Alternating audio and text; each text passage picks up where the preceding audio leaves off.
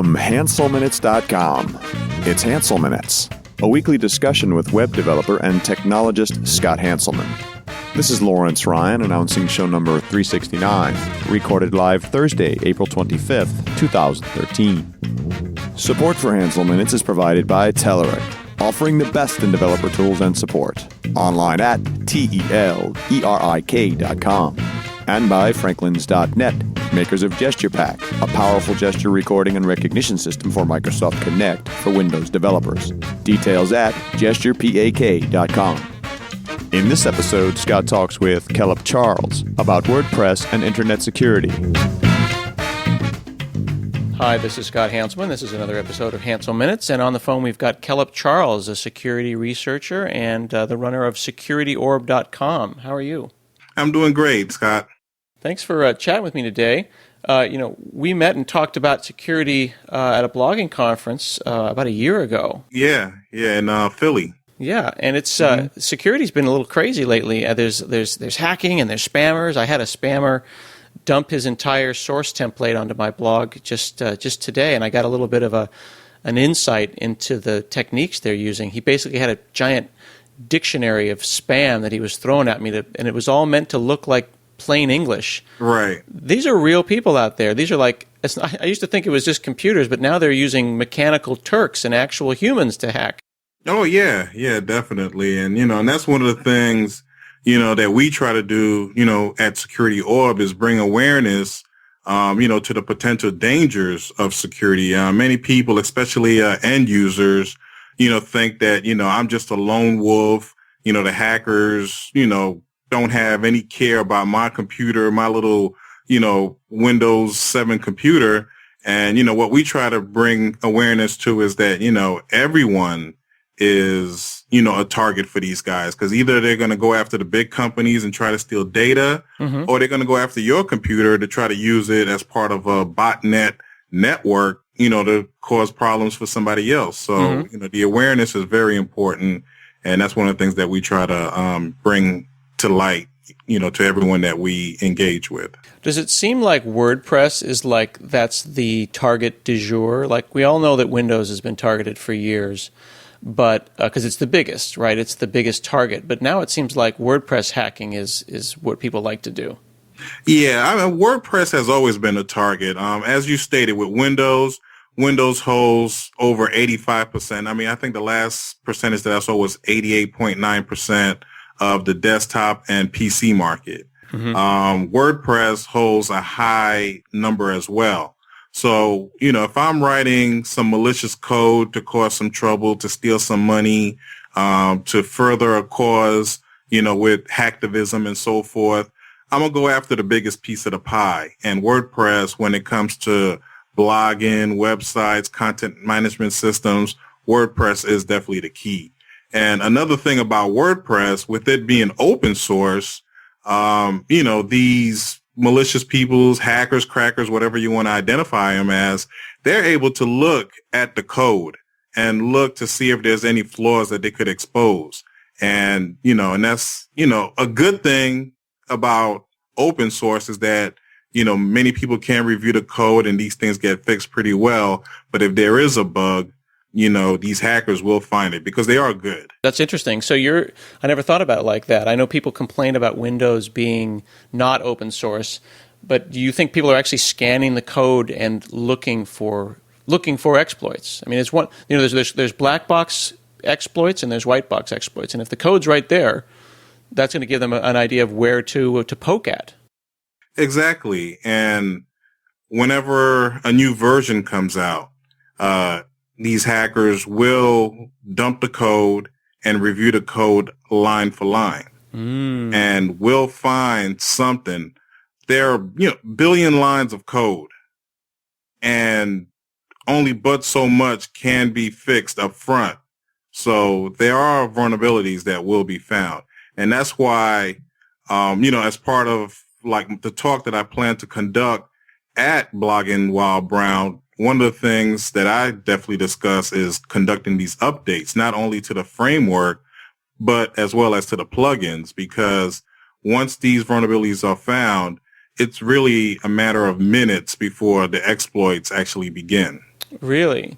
So as soon as someone comes out with an update, they're going to go and try to attack that update, or are they going to go for the unpatched older blogs? They will go for the unpatched blogs because the updates usually come out to fix the vulnerability or the exploit that is located. So, yeah. How does WordPress update? Do I have to? I mean, I'm not familiar with WordPress very much. I know that updating my blog means downloading it to my local machine and then sending it back up to my host. Is WordPress actually able to update itself now? Well, it doesn't update itself, but once version 3.0 came out, they definitely made it a lot simpler than the previous version 2. Basically, just go into the dashboard, and there will be a sign indicating, hey, this is your current version, this is the new version, hit this update button, and it automatically does it in the background. And it's the same thing for the plugins as well. The dashboard will state that there are 4 or 5 plugins that needs to be updated. You check the ones that you want to update, and you hit update, and it does it in the background. It seems like the existence of the plugins is it's a big hole. It's it's one thing to trust WordPress, but now you're trusting some random dude that knew enough to write a plugin. Yeah, and that's definitely a huge problem in the WordPress framework. Not only are you trying to trust an individual, but you do have plugins where the individual stops supporting it and disappears and just says, you know what, this is too much work, or I just got married, or I'm in school and I don't want to support this plugin anymore. And that plugin, will stay at its state for maybe a year or so. And again, if there is some sort of vulnerability that is located, you have no way of updating it. And most of the time, you don't even know about it until something bad happens to the site. WordPress is written in PHP, and hacking, of course, is not specific to PHP. Everyone's a target. But WordPress isn't compiled. It's interpreted. So if someone can get a .php file onto your server, onto your back end, then they're basically are running code in full trust, right? They own the system if they can get a line of their own PHP. Exactly. Right. How are they getting it? How are they getting the PHP, their evil code, onto your server's hard drive? Wow. I mean, it happens through a number of ways, and I'll try to go back from a logical perspective, but you have certain ISPs that do not follow certain security protocols, and malicious actors are able to get in through the ISP level, through the operating system. You also have many users who are using shared hosting, and within the shared hosting, I've read of situations where a particular site having holes and vulnerabilities and using certain services that allowed them to come in and able to get to other servers on a hosting platform. And you also have the users of that particular blog maybe not using a strong username and password, using WordPress in places such as Starbucks, and their information are able to get sniffed and reused. Having a compromised system that has a Trojan that kind of records all their keystrokes, and within that, users are able to use the information that they collect to go in. You also have bots, these automatic systems that scan networks and are able to find vulnerabilities within certain plugins that do allow them to have remote and admin access. WordPress had a big problem last year with the Tim Thumb plugin that had many sites on their knees because of a bad plugin that gave malicious actors access to, the hard drive, admin, database, and tons of locations. So there are a number of vectors that can allow, a bad actor to get in and conduct whatever malicious activities that they want to do. So there's a number of things that you've kind of gone through there. The Tim Thumb issue was in August of 2011.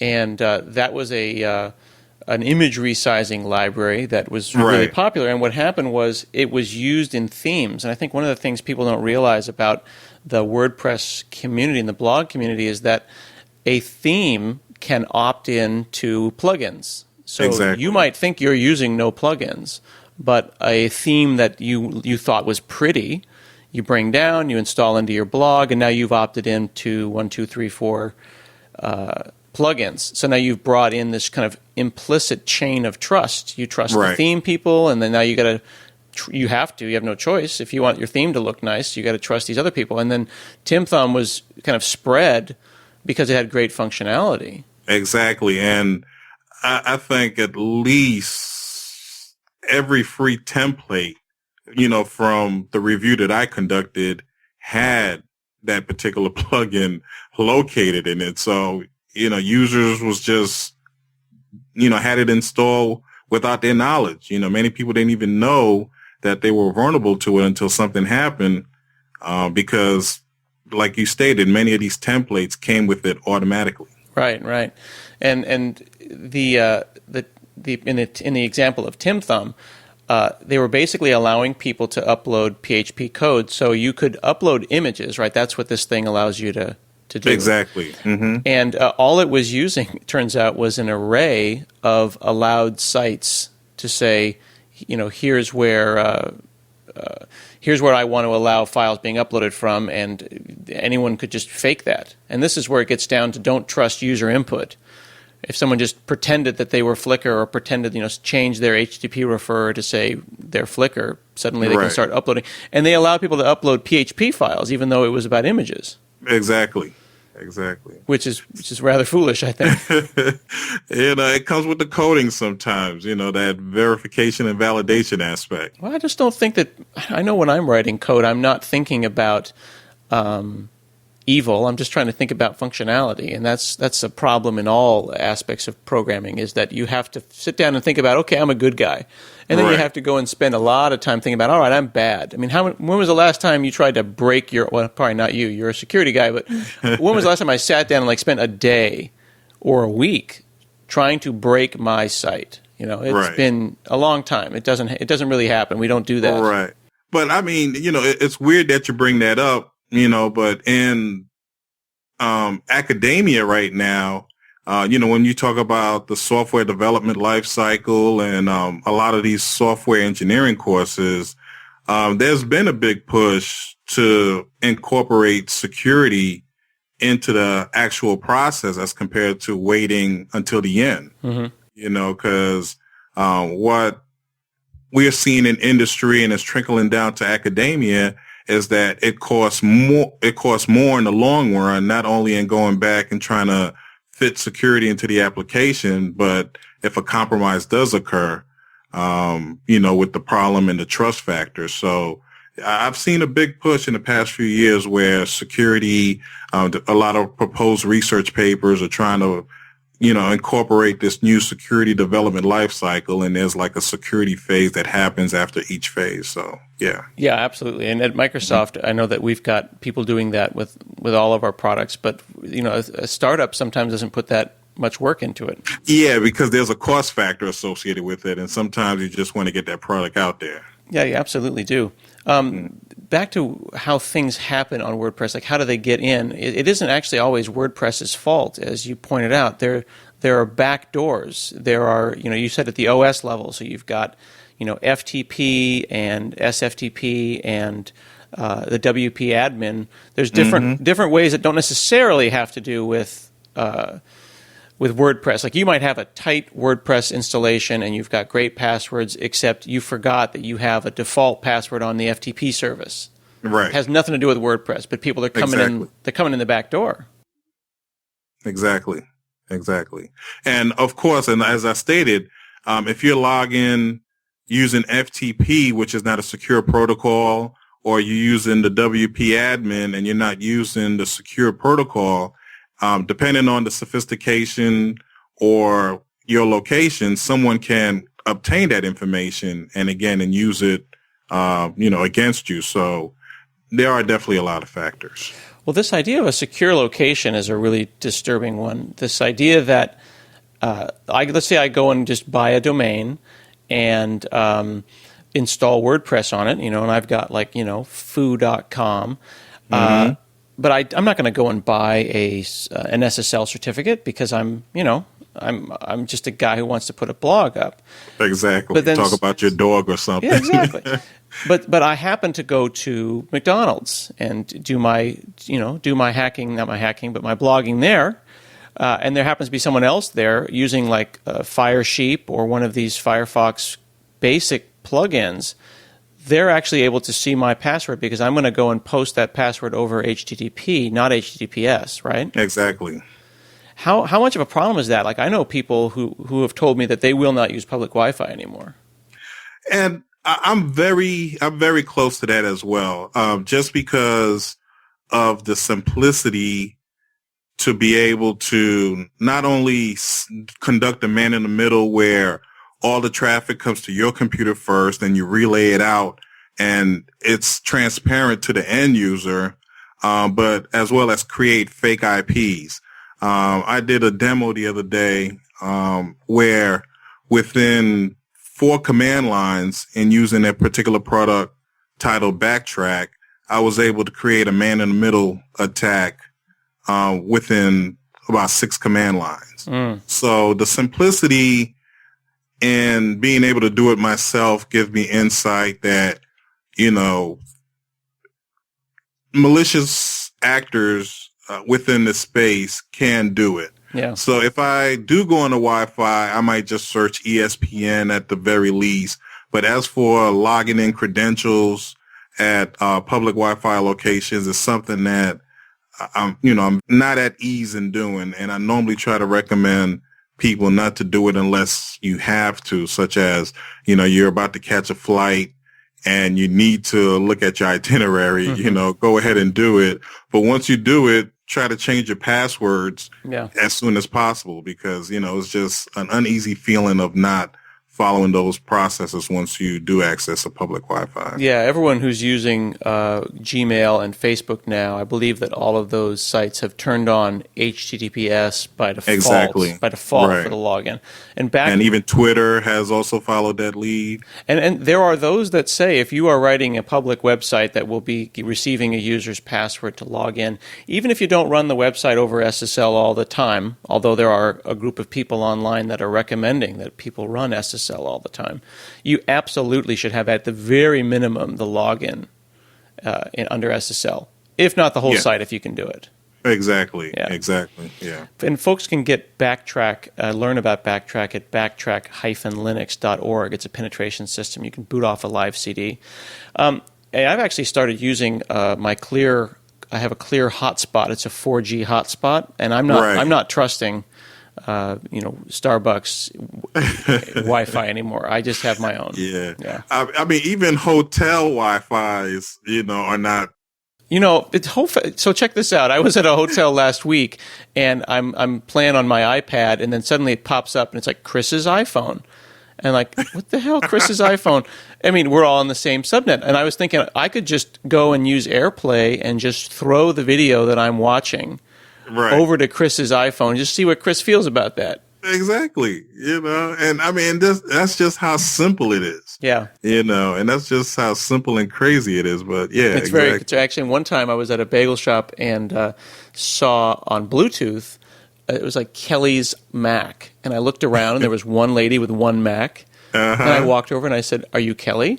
And she's like, uncomfortable because strange guy. I just said, "Hey, FYI, your Bluetooth is broadcasting and it tells people your name." It had her full name, first and last name. Exactly. And I was like, that's not really safe. Regardless of gender, that's not safe to be broadcasting. And and sometimes, of course, I follow ethical hacker rules of behavior, but, you have some of these systems that do not have their firewalls turned on. Some of these systems have drives that are being shared, and, it's just open access if somebody wants to go in there and do something or plant something in there. Yeah, there sure is.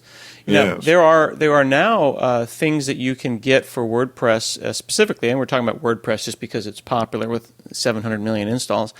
like Duo, D-U-O, Duo two-factor auth. So you can actually have two-factor auth for your own personal WordPress website. Exactly, yes. And Yes. Microsoft actually turned on two-factor auth for Windows Live logins. So that means Right, and- SkyDrive and all that's now two-factor. Right, yeah. I kind of wrote about that earlier this week. That was pretty impressive. It's nice. The thing that I didn't really realize when I saw that was that that meant that everything. So now I have Google and Windows both doing two-factor. So every service on the other side of the login is now protected.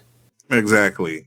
And you know, I think it's definitely needs to be the way to go because username and passwords are that initial entry point, and between, you know, users having multiple passwords, the ease in obtaining these username and passwords, two-factor authentication, you know, is definitely a player that needs to be in the game. Yeah, absolutely. And I think that we'll see people like WordPress turning that on by default. I mean, just the idea that I could go and install a blog with no SSL and a default admin user kind of right off the bat seems a little concerning to me.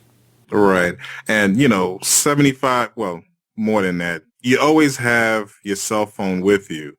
And one of the key aspects of the two-factor is being able to send the information to your cell phone for the something that you have and the something that you know aspect to be filled. So it will work out pretty well. Right. You know, yeah. And then that what you just said, you kind of glossed over it. It's about what you know and what you have. And that's the two factors. It's the password in your brain and it's the physical object you can prove that you have. Right. Something that is given to you. Exactly. Right. I actually, someone gave me an interesting tip. They said that what we should do when setting up two-factor auth is write down that code or print out that barcode in case the phone dies, crashes, or if that factor is lost. It can make it a little bit difficult to get yourself back in the game if you've lost a factor. Exactly, yeah. I've been doing a lot of IP blocking as well. Some people have suggested if you have an important system to only allow access from certain IPs. I noticed my bank recently has become very, very suspicious. So whenever I'm traveling and I log into my bank, they basically are keeping track of like the last 10 IPs that I logged in from. And when they see one that I haven't been at before, they'll say, "Is this really you?" And then they'll ask me questions about like, you know, my fifth grade teacher or my favorite food.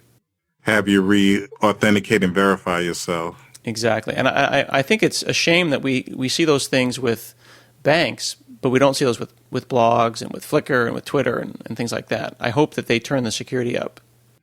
Yeah, and even I've seen, at least at the enterprise level, and especially after the China attack news thing that had hit the airwaves for a period of time, that the Tor IP addressers are being blocked at the enterprise level now. And maybe you could explain what that is. Maybe not everyone's familiar with Tor. Sure. Basically with Tor, let's say that I wanted to go to a particular website, but I didn't want it to be traced back to either my home IP address or my home location or my work location. So I would log in, use the Tor service, which will provide me anonymity where my personal IP address won't be shown. It would be an IP address of maybe someone in Finland or another place, but it just won't be able to come back to me and use as a personal identifiable information of my location or my internet service provider or the company that I work for. And one of the things is that it has a lot of legitimate purposes as well, you know, but you also have many bad actors using it, you know, to kind of block their identification. And there are certain techniques where they could do multiple hops. So they could hop from like 10 different countries, and that's how they're able to perform some of the bad activities, you know, so they don't get caught. But it's one of the things that I always state. There are legitimate factors, you know, reporters, people in health services, but the majority of information that we see coming from the Tor servers are of the malicious aspect, and many people have actually blocked that whole thing altogether. Right. It's like you're basically Tor lets you make the world your proxy server. Exactly. So all these other people are your proxy, but there's also these kind of Tors that become known IPs. That there's IPs that are like Tor mega servers that are doing a lot of the work for you. So those are getting blocked now as well. Yes. Now you did an interesting article recently where you kind of looked at what Splash Data had released some popular passwords, and it is 2013, 2012, and people are still using password as their password. Yes, they are. They are. Do we need to have a class in high school to teach people that 12345 is not a valid password? Or do we need to write software that simply doesn't allow it? At this point, it's just bring out the two-factor, because some very bright people, it's not just, and not to say admins and, so forth, but you have... Well, it's not about being smart, right? It's about being educated. Exactly. But you have those who are responsible in operating as well as protecting computers using some of these simple passwords. Yeah. And as I stated, previously, the two-factor authentication is going to have to be the thing that kind of, help out in many of these password breaches that are occurring. Yeah, it's a shame. I mean, I was just talking to my parents like 3-4 days ago, and I was just like, guys, we really need to turn it up. But the problem is that, as people get older, it's harder to remember these things. What I've been trying to recommend for people who have trouble remembering complicated passwords is don't try to come up with a password that is, a word, a number, and then, some symbol.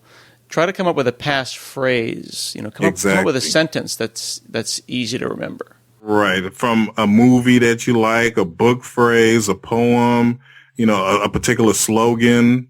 All of those are viable keys for a good passphrase. Yeah, and this is easy to remember, and just having the length.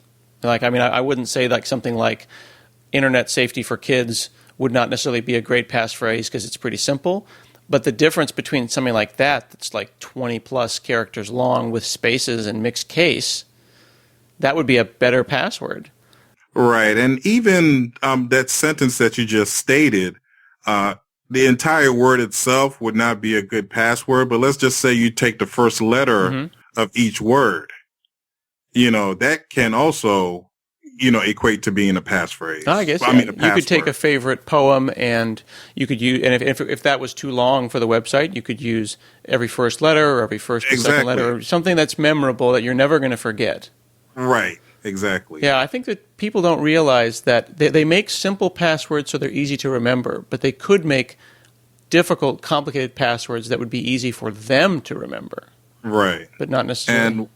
And one of the things that we always discuss is having the digital skeleton key, where you use the same password from your Facebook, your online shopping, your banking. Yeah. And, that usually creates that digital skeleton key.